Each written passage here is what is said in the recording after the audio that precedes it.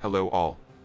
Lord Zookbot here with my first League of Legends gameplay. Today I will be showing you Yorick jungle and how frustratingly simple and easy it is to win the game just by farming.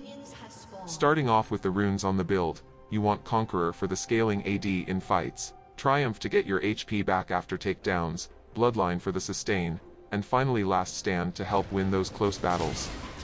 For the second tree, Magical Footwear and Approach Velocity make sure you can roam the map and keep clearing as fast as possible. You always want to start your red, and if you don't have bot lane to leash, just solo it. Drag red buff out and smite, then use your level 2 level up E and use it to aggro Krugs.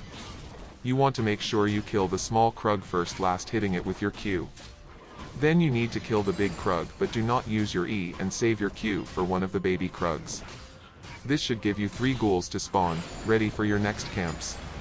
This is only for your first clear on Krugs, afterwards it won't matter because your ult will raise your ghouls automatically for you.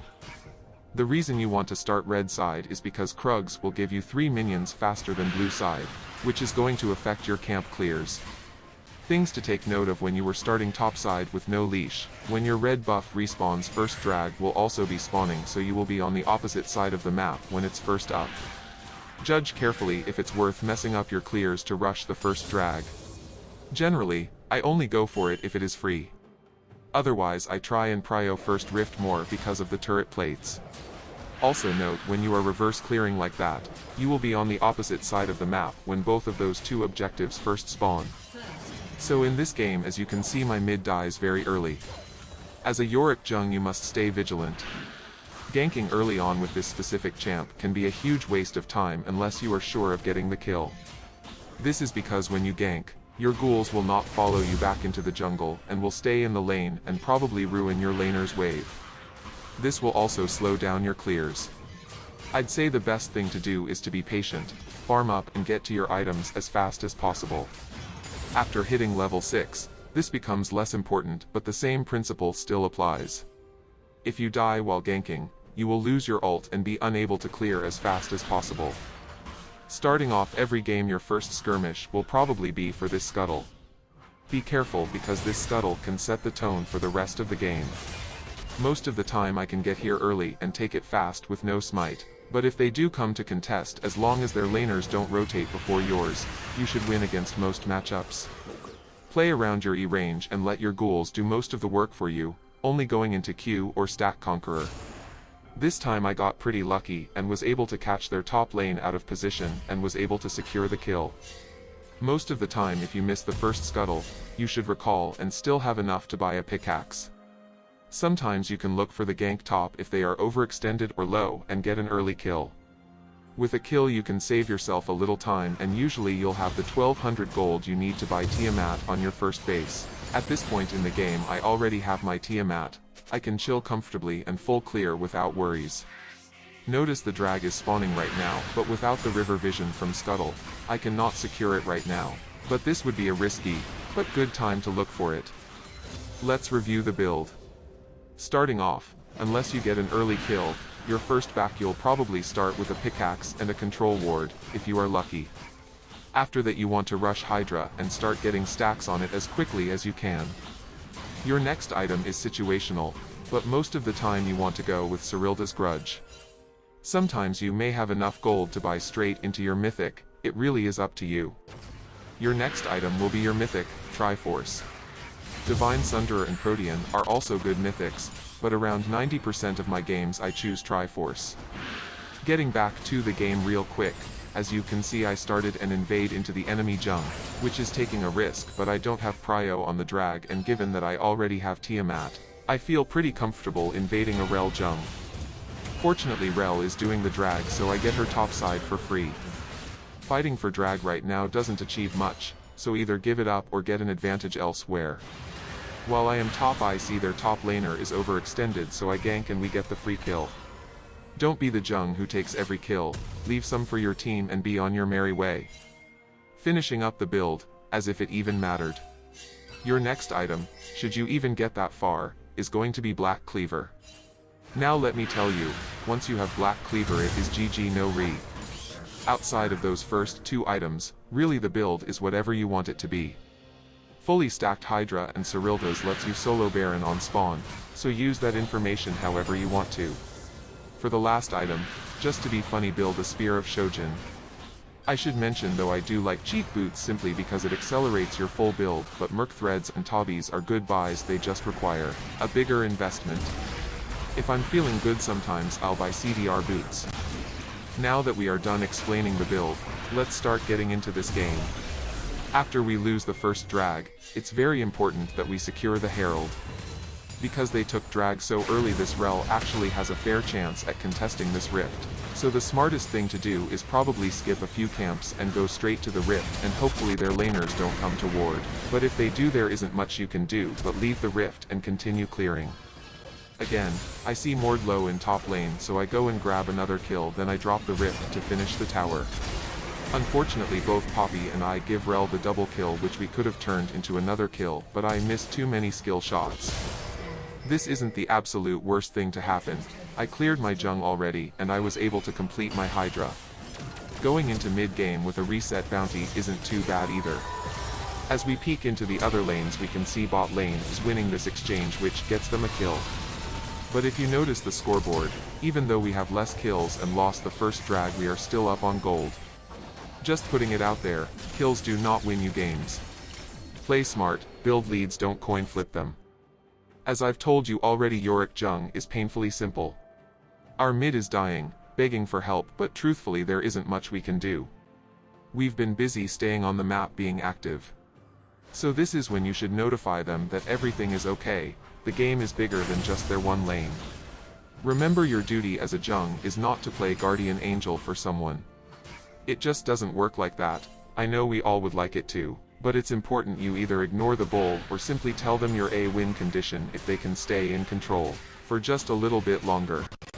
You should know by now that you will lose more games because of your team giving up than because of your own skill. It's how League works, but Yorick Jung somehow feels different, and you'll start to see what I mean pretty soon. As we go by continuing our full clears, completely ignoring the map. Not literally, but just keeping it moving, gathering whatever we can and staying on top of our camp timers. We see the drag is going to spawn soon. So in most games you would want to start fighting for control over the drag pit, but in this game, I'm already on the opposite side of the map and their mid is very ahead and sitting in the river waiting. So I know Rel's topside Jung is up, so I take the chance and go for another invade. It's just the second drag, it won't be the end of the world even if we lose it. It's not worth us all dying and still losing the drag by forcing a fight. And would you look at that? Instead of taking the free dragon that I am giving them, they decide to chase Silas, who is going to bring them to me. Now watch me work. Yorick with a wave is an unstoppable force. All you need to do is land your E. Sit back and wait for the ghouls to bring you back the money. If their team is any good, they will focus down your maiden, so watch out. Keep your ghouls up by last hitting wave with your Q and keep kiting in and out of the fight looking for any autos, while also throwing up your E to poke and your W as an obstacle. Now that Silas has recalled and Seraphine has rotated mid, this fight should be over, but on the map I see my bot lane also roaming towards mid, so I do something very important when you know you have help on the way. I start playing very aggressively because I know my bot lane is there. You have to make sure the timing is right though, because you might get rolled before you get help, but this is a very good way to make sure that when you get help you always win the exchange. After killing their Jung, I immediately go for the drag. Now, it doesn't take me that long to realize that this is actually a horrible drag to take at this moment. Because as you will soon see, their whole team is right behind us and team fighting with the drag aggro on you is horrible. Which is why, right now would probably be the best time to tell you one of the few flaws about Yorick Jung, and that is he can't actually stop doing any of the big objectives like drag, rift, and baron because his ghouls will not stop attacking them. So you can walk away from the pit and maiden will follow, but your ghouls will not. One more thing to take note of, Mord is the perfect counter to Yorick, because when Mord ults Yorick, will lose his ghouls unless he drops maiden inside of Mord's ult. Anyways, somehow I survived that fight and we get the drag with a couple kills, which is perfect considering how bad of a call it was to do that drag at that moment. It could have easily went the other way and killed all of us. But because we won that drag, the game is starting to look pretty good for my team. The lead that we have is starting to increase little by little, going from a 1k lead to a almost 4k lead now. With the second drag gone, the next objective to look out for is the second rift, so until then you go right back into full clearing again. Because it is a rel jung and I have her jung camp timers, it isn't difficult for me to start invading now. All I need to do is full clear my camps on spawn and then cross through the river to clear her topside jung. With Poppy pushing out top, there really is no reason not to invade right now, and she starts taking rel's raptors, which is exactly what a top laner should be doing with a big lead. If you play top and you get that first tower down early, don't just AFK push out the lane. Rotate to another lane and start sieging that lane, or you can start going into the enemy jung and take some of the XP and gold away from their jung. Not only will this help you get an even bigger lead, but it also will help out your jung by keeping theirs out of the game. After I take rel's krugs, I wait until rift spawns. After I successfully grab the rift, I then use the fast recall to reset and get back to the other side of the map for my camps that are about to respawn. If I keep doing this path, I will be able to keep clearing 6 camps in one rotation, because now rel's entire topside jung will spawn after my last camp is cleared. So at this point, as long as you are not ambushed in their jung by their whole team, they either have to watch you take their camps because you would kill them, or they can wait for their team to come help chase you out. All I can say is, don't overgreed. It does become too predictable when you invade in the same pattern every single time, and you can be punished for it, so stay alert. I wasn't paying too much attention mid, but I guess Poppy helped mid get 2 kills while I did the rift, which was good. The lead my team has at this point is borderline unthrowable, but I really have seen it all. Looking at the scoreboard, I'm about to reach my 2-item power spike and finish Cyrilda's 16 minutes in the game, which is fantastic, and bot seems to be managing their lane well. Although I don't like how far they are pushing in their lane, would rather see them rotate mid and take down that T1 tower, but this MF is able to secure 2 kills down there, so I guess all is well that ends well. All that is left for me to do is continue clearing and wait for the next drag. You know, I think one of the biggest keys to the game that a lot of people ignore is your experience level. Gaining experience at a glance may seem like the least important thing to worry about in the game, but I promise you, if you start to prioritize your XP levels, you will win more games. At the moment, there are many sources of XP in the game. There are the minion waves in lane, the monster camps in the jung, the big camps in the river, kills, and taking down wards. Now, I believe the most valuable way to gain XP in League is by the minions in lane, but I could be wrong. I do know Riot recently made it easier to gain what they call comeback XP, for whenever you are down a certain amount of XP from whoever you kill, you will get more XP, allowing you to get back in the game. But I'm pretty sure the easiest and fastest way to get XP is by staying alive in lane. Now, why is XP important, you may ask? Well, let me tell you. It is because everything is affected by your XP, from your cooldowns to all your ability stats scaling. And this may seem like a small change, but it really makes you impossible to beat if you have enough of a level advantage. This is the reason why you might sometimes see the AFK top laner side landing the entire game and 1v9 the entire enemy team, because it is the equivalent of fighting them with their end game stats. So the faster you can reach level 18, the faster you can start the end game of League of Legends. That is one of the main reasons why I believe even in this gank meta, this semi-AFK Yorick jungle strat is a legitimate problem, because at a normal pace, just full clearing camp after camp whenever you can, you end up level 18 in a short 25 minutes, which is insane. Sometimes that could mean you have a 6th level lead against their jung. As you can see, right now I am level 13. That's 3 levels ahead of the enemy jung, and this lead only grows as I start to invade and take over more camps in their jung. After taking that last drag, I've now started clearing rel's blue side before I clear my red side. This is the beginning of a 8-camp jung clear, a full map clear if you will. When my krugs respawn, that means all my other camps are going to follow one by one in the normal rotation. I don't care about waiting for rel's blue buff here because I'm chasing the clock. I need to get through my entire side of the jung and reach rel's wraiths before they are gone, so I need to keep moving. This is why, which I didn't say when I was explaining the build earlier, you always want to go with Gustwalker aka Blue Smite, because it allows you to ghost through the camps after clearing them, and with Yorick's ghouls you don't even need to wait to last hit them, you can toss your E and keep moving. Eventually hardcore farming like this might be prolonging the game because you didn't group up with the team. but Yorick's clear is so fast that I think it's somewhat justifiable. Basically only take the kills that are in front of you and don't chase any kill for too long. Go right back to farming, but now start looking at the lanes and making sure that the minion waves stay pushed up. Continue this process until you either see a chance at winning the game or you have completed your full build. Of course a lot of this depends on how your team is playing, but as long as you keep getting the drags and barons as they spawn, your team should be able to win easily. So right here, like I said, you can't expect to full clear her entire jung every single time, so you'll have to gauge how viable it is for you to invade by looking at the map and deciding if it's safe to go in. Things like where their laners are at, and where their jung might be are going to be the determinants that tell you whether or not you should invade. With my 2-item power spike in the bag, now is the perfect time to start Baron. Just make sure you aren't taking aggro from Baron and you should be able to solo it. After Baron, my team for some reason chases their team into their jung.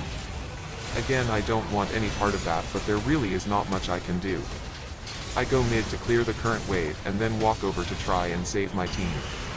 Now I do realize I am rotating late to the party and I probably should have disengaged here, but after I saw how low their health was, I had to limit test.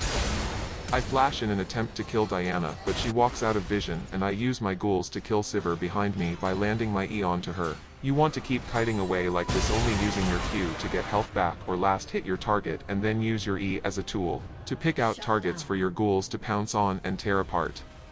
Let's take another look at this fight. So my team survives longer than I anticipated while I'm mid, so I walk over, and once I see how low they are, I figure I might have a fair shot of turning this.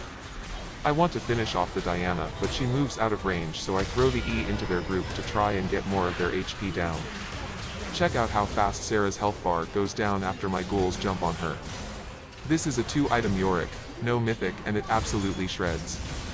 After ignoring the tank Mordekaiser, I continue to focus down the squishies and the people with the lowest health.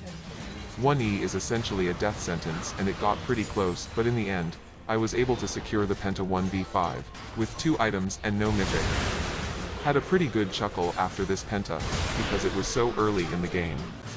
I didn't even have my mythic yet, so I wanted to stay away from fights that didn't matter like that one. But now you know that Yorick's damage is there, all you need to do is keep hitting your E's. If I had the choice right there, I would have preferred that we continue to play safe. Given our lead and how far ahead I am, I know that I am very close to reaching the final stage of the game. Taking another look at the Penta, you can see they really had no chance of beating me. I'm an average 4 levels ahead of their entire team, and they also all are very low on health. It was far from perfect though. I didn't need to use my flash there, and it didn't secure me the kill. I also missed a couple of skill shots, but the outcome was still the same, and we ended the fight off with an ace after I managed to clean up the rest of them for my team. After that Penta, I'm not going to lie, I'm not too sure why this game is still going on, but that's not going to stop me from padding my numbers, and it shouldn't stop you either. I go ahead and jump right back into my 8 camp clear rotation. This rotation is pretty time consuming, and I do delay my recall so that I can keep the camp timers together, but we are starting to approach that point in the game where there isn't much to do other than group up with the team and win the game.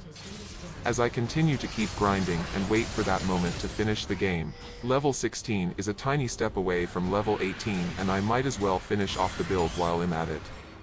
This is perfectly healthy for League. If you think about it, we are about to enter the 23rd minute of the game. I'm about to reach max level and my team is 11k gold ahead. When I say usually every game you play will be exactly like this, it really does happen all the time, because a majority of my gold is going to come from the same rotation that we do in every game. It is very easy to keep achieving these results in every game because you are not taking a lot of risk early in the game, allowing you to fly through the mid-game and build big leads at an unbelievable pace.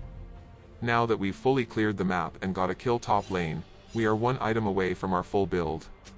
I get pretty greedy in this game and continue farming for what can be considered too long, but our objective is going to stay the same regardless. We want to make sure we are getting all the drags and are keeping all the lanes pushed. The best end game strat probably won't be to group up with your team. Instead, you should try hovering in the area just in case a fight breaks out. You might also be able to catch someone alone as they rotate to defend your team's push. The game is nothing more than a formality at this point, all the team needs to do is dot those I's and cross those T's. So I think I've shown enough gameplay for you to get the point. Let's head over to our post-game lobby so we can look at our stats. Honestly, I could really care less about the honor. It's not the reason I play the game, but can you imagine playing with that type of Yorick Jung and not honoring? Crazy, but getting right into the advanced details here so we can see the impact my runes had on this game.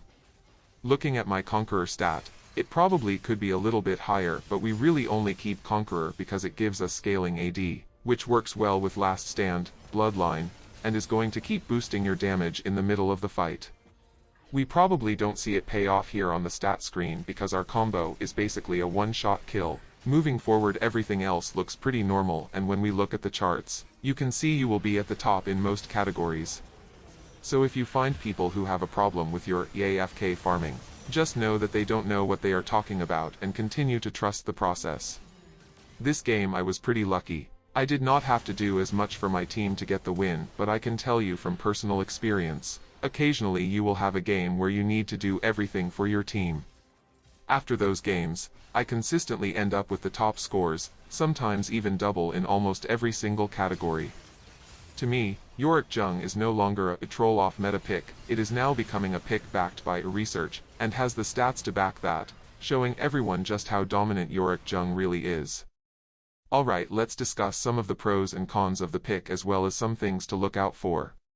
Starting off, this champion can easily 1v9 with his damage, once he has a couple of items. His Jung clears also are very simple and quick when he has ghouls. He can solo Baron with 2 items at spawn and obviously for the rest of the game. He has a very flexible build and can build situational items to match the game if he needs to. He's very hard to kill and can use his W as an obstacle to block their escape route or a disengage like Azir's ult. And finally, there are not a lot of junglers that match up well against him. Getting into the cons for this pick. He has a very slow early game. And his ganks without Iron Maiden will ruin the waves in lane and his clear speeds, so during the landing phase without the right setups, ganking is not recommended.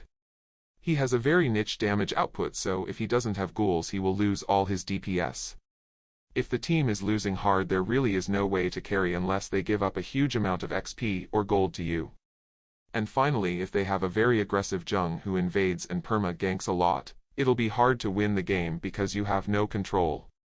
I'll try and do more of these type of uploads soon. This is my first experience using text-to-speech, so let me know what you think about it and if you were able to understand everything. I know this was a long video, but if you made it this far, thanks.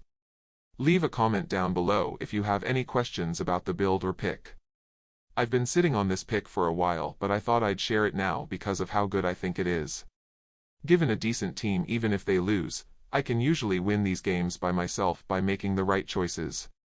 That's going to do it for me though. This is ZookBot signing out, and check out the rest of the channel for more guides and other gaming content. See ya.